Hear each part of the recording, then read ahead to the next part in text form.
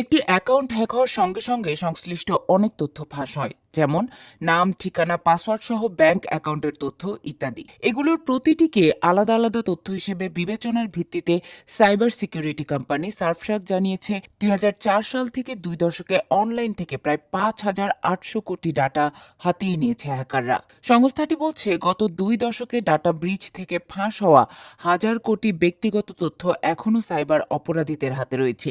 গবেষকরা সতর্ক করে বলছেন যে হ্যাকাররা এসব তথ্য একত্রে করে প্রতিটি ব্যক্তির একটি সম্পূর্ণ ও বিস্তারিত ডিজিটাল কপি বা ডোপলগ্যাঙ্গার তৈরি করছে। ফলে অনলাইনে যে কোনো ব্যক্তির বিস্তারিত প্রোফাইল বানিয়ে প্রতারণা, পরিচয় চুরি বা লক্ষ্যভিত্তিক হামলা করা সহজ হয়ে উঠেছে। তথ্য ফাঁস একটি বৈশ্বিক সমস্যা হলেও এতে সবচেয়ে বেশি ক্ষতিগ্রস্ত দেশ হল যুক্তরাষ্ট্র।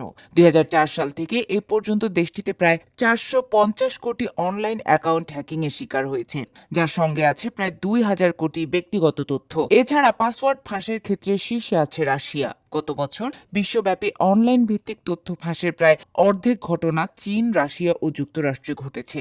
তবে অন্য কোনো দেশেই যুক্তরাষ্ট্রের মতো ব্যাপক তথ্য ফাঁসের প্রমাণ দেখা যায়নি।